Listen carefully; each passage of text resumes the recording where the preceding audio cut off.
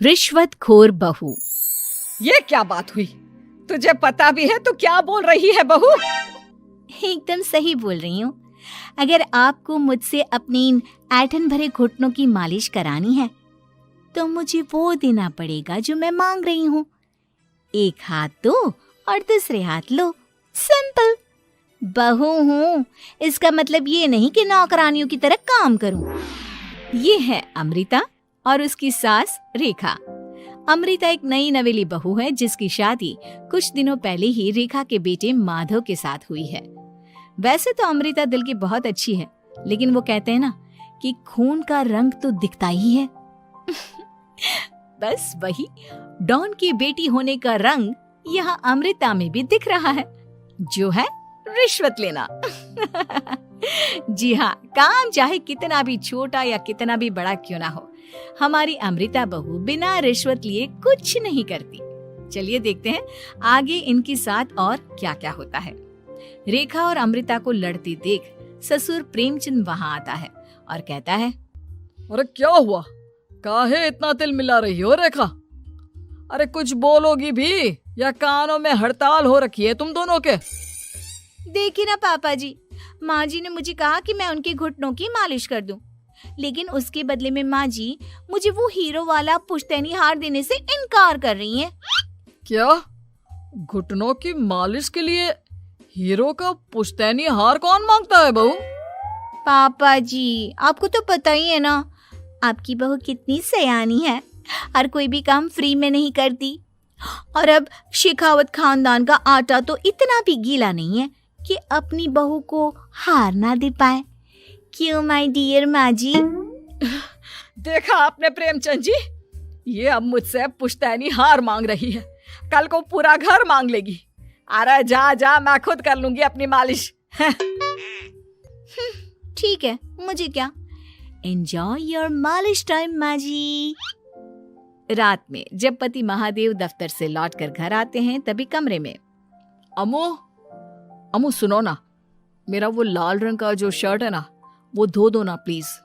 Actually कल मेरी एक इम्पोर्टेंट इंटरनेशनल क्लाइंट के साथ मीटिंग है, बहुत बड़ी डील का ऑफर है, इसलिए मैं अपनी उस लकी शर्ट को पहनकर जाना चाहता हूँ। अभी धो दो, रात भर में तो सूखी जाएगी, फिर कल अच्छे से कड़क वाली इस्त्री कर देना अपने शुभ शुभ हाथों से। जी नहीं, मैं ये सब ऐसे ही नहीं करने वाली। अगर काम करवाना है तो मेरी एक शर्त है। अरे यार, तुम और तुम्हारी शर्तें, बोलो क्या है? आपको मुझे 10 मनीष मल्होत्रा डिजाइनर की साड़ियां दिलानी होगी। 2 हफ्तों में मेरी स्वीट हार्ट फ्रेंड बिल्लो रानी की शादी है।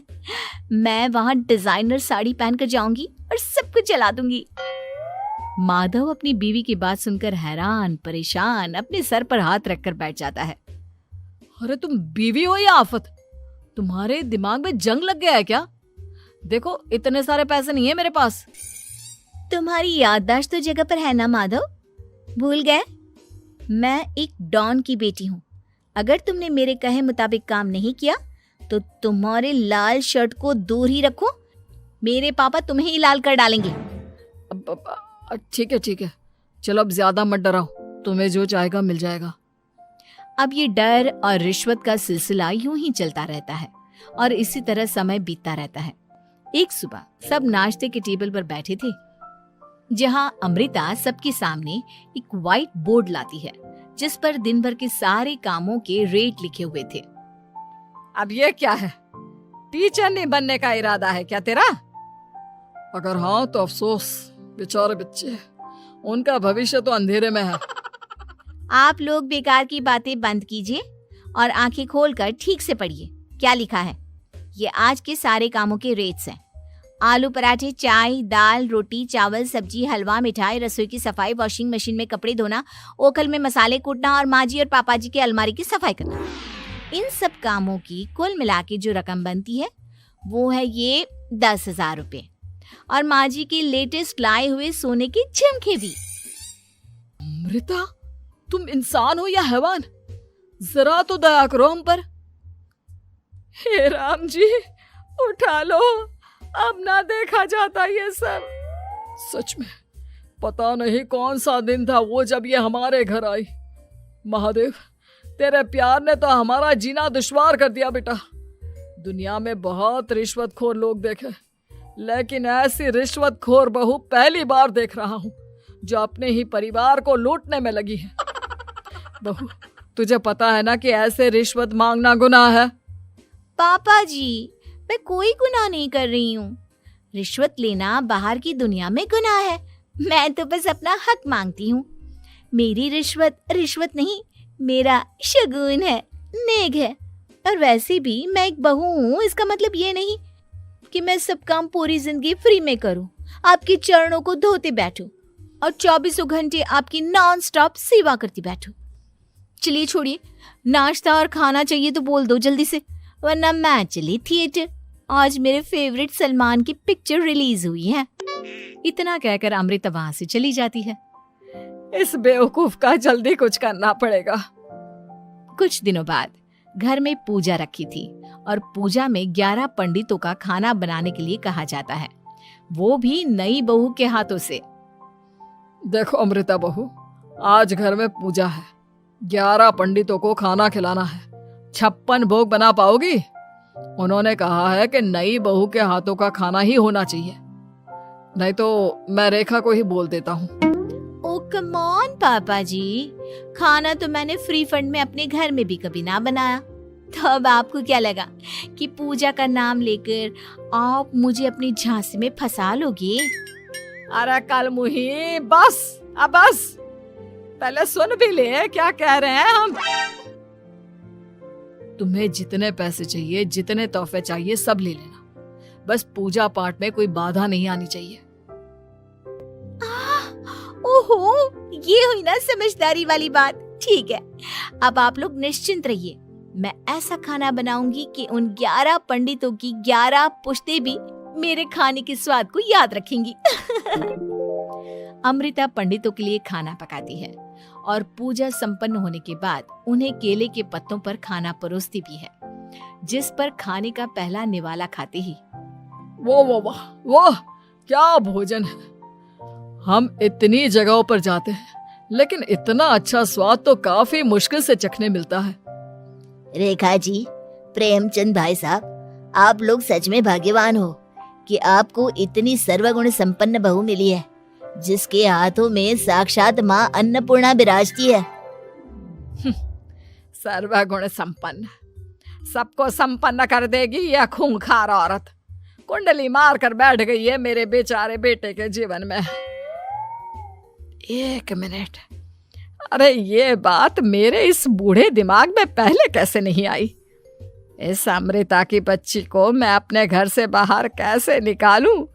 इसका उपाय तो पंडित जी के पास जरूर रहेगा। रेखा अगले दिन पंडित जी के पास जाकर उन्हें अमृता के बारे में सब कुछ बता देती है, जिसे सुन पंडित जी भी परेशान हो जाते हैं। अरे, ऐसी बहू तो 7 जन्मों में भी किसी को नसीब ना हो भगवान। देखिए रेखा जी, आपकी रिश्वतखोर बहू और आपके बेटे की कुंडलियों को जोड़कर देखा है मैंने, लेकिन इसमें तो यही बता रहे हैं कि ये आपके जीवन से कभी नहीं जाने वाली। इसलिए उससे सुधारने के लिए जल्दी आप लोगों को ही कुछ करना होगा, नहीं तो एक दिन वो आप लोगों को कंगाल करके ही दम लेगी। नहीं, ऐसा हरगिज नहीं होगा। मैं कुछ करूंगी, हाथ पे हाथ धरे नहीं बैठूंगी मैं। वहीं घर पर अमृता को ये पता चल जाता है कि उसकी सास रेखा पंडित जी के पास उसकी और महादेव की कुंडलियां लेकर गई थी, और इस पर जब रेखा घर लौटती है तब वाह माँ जी वाह, बहुत ही ज्यादा सयानी निकली आप तो। लेकिन मैं आपको एक बात बताना चाहती हूँ कि मेरी और महादेव की कुंडलियां जोड़कर पूजा पाठ और हवन करके भी कुछ नहीं मिलेगा, क्योंकि मैं ऐसी बला हूं जो आप सबकी जिंदगियों से अब कभी नहीं टलने वाली, फिर चाहे आप कितने भी टोटके हवन या उपाय कर लें। तो खुद को समझती क्या है रे बदतमीज, तुझसे बात करना तो दूर, मुझे तो तेरी शक्ल देखना भी नहीं पसंद। अब सास बहू के बीच एक अनकहा सा युद्ध छिड़ जाता है। दिन बीतने लगते हैं, लेकिन एक दिन अचानक रेखा की तबीयत हद से ज्यादा खराब हो जाती है और उसे सांस लेने में भी काफी दिक्कत और परेशानी महसूस होती है। जब उसे डॉक्टर के पास ले जाया जाता है तब डॉक्टर चेकअप करके कहते हैं, देखिए, मैंने सारे टेस्ट करके देख लिए हैं और रिपोर्ट्स को क्रॉस चेक करके ये पता चला है कि रेखा जी को गंभीर दिल की बीमारी है। उनके फेफड़ों में भी काफी सूजन आ गई है। उनका जल्द से जल्द ऑपरेशन करना होगा, वरना आई एम सॉरी टू से उन्हें बचाना मुश्किल हो जाएगा। ये खबर सुनकर प्रेमचंद और माधव दोनों हक्का बक्का रह जाते हैं। लेकिन डॉक्टर साहब, कितने पैसे लगेंगे ऑपरेशन के लिए? और उसके बाद रेखा पूरी तरह ठीक तो हो जाएगी ना? जी हाँ, इस ऑपरेशन के बाद वो बिल्कुल ठीक हो जाएंगे, लेकिन वो तभी हो सकता है जब ऑपरेशन टाइम से हो पाएगा। और रही बात ऑपरेशन के खर्चे की, तो उसमें तकरीबन 6 से 7 लाख रुपए तक लग सकते हैं। जहां एक तरह सब रेखा की तबीयत और ऑपरेशन को लेकर परेशान होते हैं, वहीं घर पर रेखा को बिस्तर पर देखकर भी अमृता के अंदर जरा भी दया नहीं आती। ओ माँ जी, ये अपना फालतू का मेलोड्रामा बंद कीजिए ना आप। मुझे पता है आपको मुझे रिश्वत नहीं देनी है और घर के सारे काम मुझसे मुफ्त में करवाने हैं, इसीलिए आप ये सब कर रही हो ना। सीरियसली अमृता, ऐसे हालात में तुम ऐसी बातें कैसे कर सकती हो? हम यहाँ परेशान हैं कि ऑपरेशन कैसे कराएंगे, बैंक में इतने पैसे भी नहीं है, और तुम माँ को ताने सुना रही हो। अरे अमृता बहू, मैं भला ढोंग क्यों करूंगी? हम 6 से 7 लाख का बंदोबस्त कैसे करेंगे? करेंगे पापा, कैसे भी करेंगे। अमृता, अगर कभी भी जिंदगी में तुमने मुझसे सच्चा प्यार किया है, एक पल के लिए भी सही, तो तुम्हें आज इस परिवार, इस घर की नींव, मेरी माँ को बचाना होगा। हमने अपना सब कुछ तुम्हें दे दिया है, अब तुम्हारी बारी है अपने किए का हिसाब चुकाने की। मुझे पता है तुम्हारे अंदर भी दिल है। अमृता बिना कुछ कहे वहां से चली जाती है और अपने कमरे में जाकर वो अलमारी में से अपनी माँ की तस्वीर को निकालकर अपने सीने से लगाती है और भावुक हो जाती है। माँ, आपके जाने के बाद पापा ने ही मेरा ख्याल रखा, लेकिन उनकी वजह से ही मुझ में काफी बुरी आदतें भी आ गई। शायद मुझे इतना बुरा आपकी गैर मौजूदगी ने ही बनाया। मैंने कभी आपकी लोरी नहीं सुनी, आपकी गोद में नहीं सोई, आपके हाथों से अपने बालों की चंपी नहीं करवाई, क्योंकि वक्त से पहले ही आप मुझे यहाँ छोड़कर चली गई। लेकिन अब मैंने जितना भी इस घर से लिया है, उतना सूद समेत चुकाने की बारी आ गई है। अब मैं अपने रहते अपने प्यार को भी उसी दर्द से नहीं गुजरने दे सकती जो मैंने आपके नहीं होने से सहा है। अमृता तुरंत ही अपने सारे पैसे और गहने माधव को लौटा देती है और रेखा का ऑपरेशन किया जाता है। रेखा ठीक हो जाती है और जब घर आती है तब अमृता दरवाजे पर आरती की थाली लिए खड़ी होती है। वेलकम होम माँ जी, आई मिस्ड यू। पता है कितने दिनों से किसी के भी साथ लड़ाई नहीं की थी मैंने, और ना ही किसी से रिश्वत मिली मुझे। क्या? हमें तो लगा था कि तेरी अकल ठिकाने आ गई है, लेकिन तू तो अभी भी जैसी की तैसी ही है।